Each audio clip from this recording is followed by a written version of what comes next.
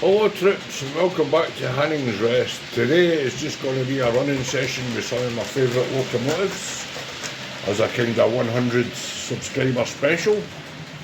I will tell you a bit about each locomotive and why I like it so much. Alright guys, so we'll start off today with this one, which is an Scale Class 37.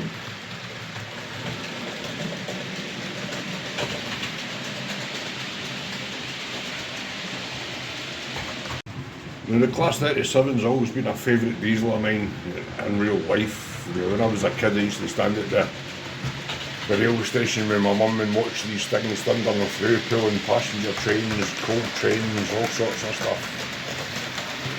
And I think the Scale have captured this model perfectly. It is absolutely superb. The quality of detail on it is amazing. The weight is exceptional. And the running qualities are absolutely superb.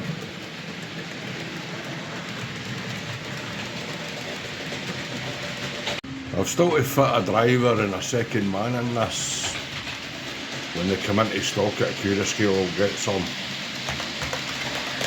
I think the locomotive looks brilliant and it looks cracking in my way out. It's just such a good little runner.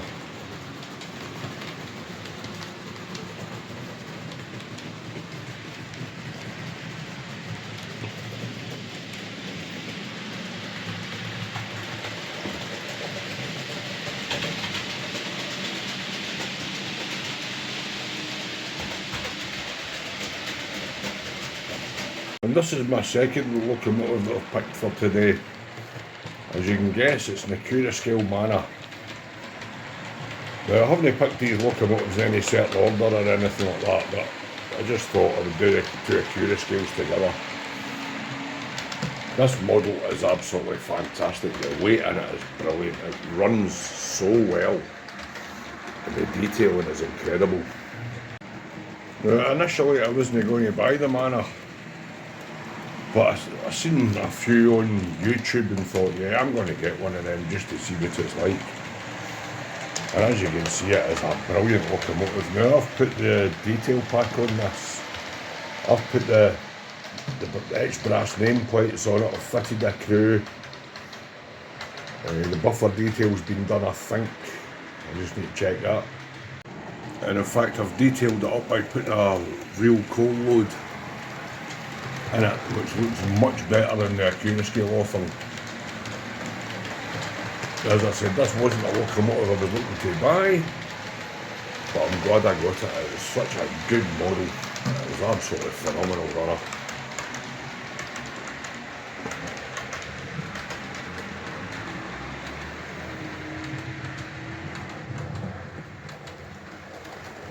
Now, this locomotive I got second hand, and it is absolutely phenomenal. It's an old Bachmann Class 22 and it runs superb. I just love it. It's quite well detailed for its age. Alright, there could probably be some improvements with modern tooling and all that, but I think this model captures the spirit and the look of this little locomotive.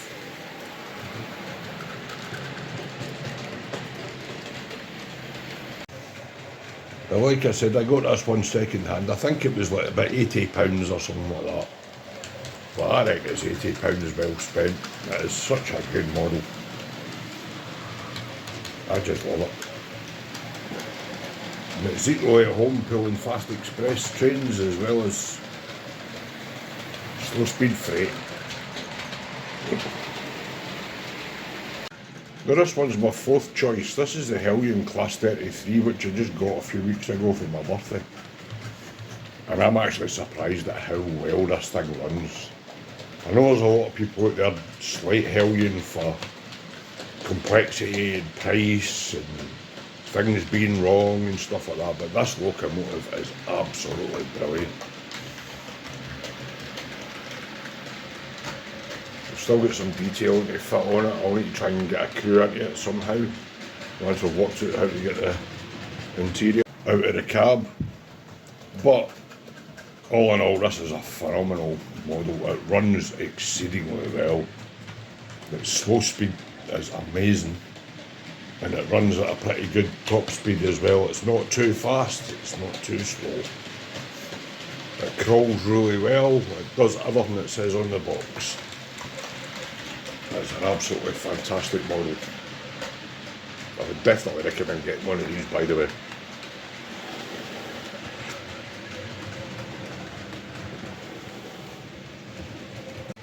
And this is my next pick.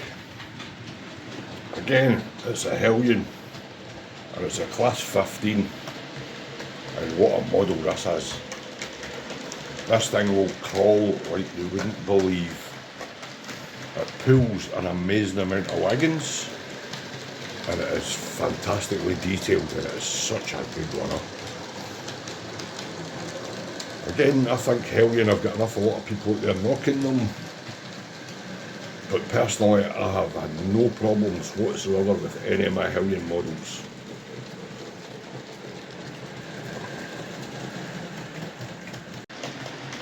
And as you can see, it can pull quite a good weight. Now these are an assortment of Daypol and kit-built wagons that are fitted coal loads to, and that each wagon is pretty heavy.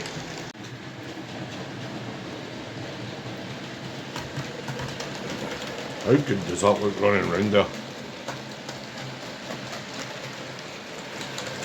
You know what I mean? And that's a good weight that it's pulling there. That's because the coal load's sitting on foam, and it's totally saturated with glue.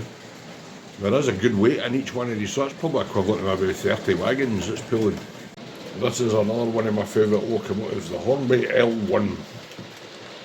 Now when I got this originally, the original model it had didn't run because part of the valve gear had fallen off its mounting and had got trapped and wouldn't allow the wheels to turn, so to send it back to Rails of Sheffield. And I think I got my replacement within a week and a bit. And I'm so pleased I did. This is an absolutely fantastic model. It runs so well, and again it'll pull express passenger trains at a good speed, and it'll pull slow speed freight.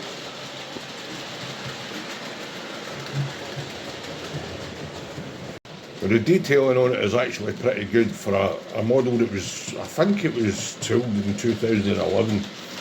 It doesn't have any firebox flicker or anything like that, but apart from that, the standard of detailing and the running qualities in this locomotive are absolutely phenomenal.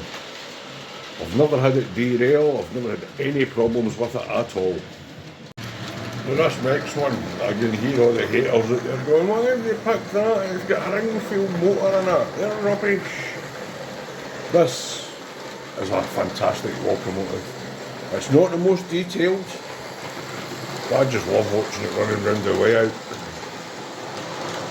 It's got the wrong tender logo on it, if you like. It's an early Crest logo that's on a White Crest tender, you know, a White Crest locomotive. But like I've said before, it's my railway and I'll run what I please. If we've got a problem with it, tough.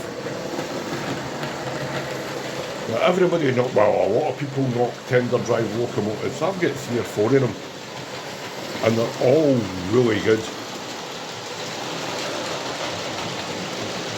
And this one's hauling that load of coal trucks that Class 15 was hauling. And there is a good weight in them. Oh, we'll pull back and you can see it better. There you go. How good does that look?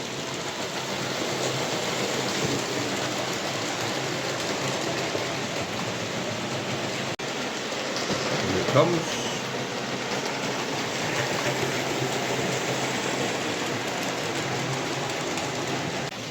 One of the other reasons I made this video was I was supposed to paint some rocks and stuff, but I've not had a chance. It's been one of the weeks where life's got in the way of railway modelling, unfortunately. So you've got this one instead. I will get round to doing the rocks at some point.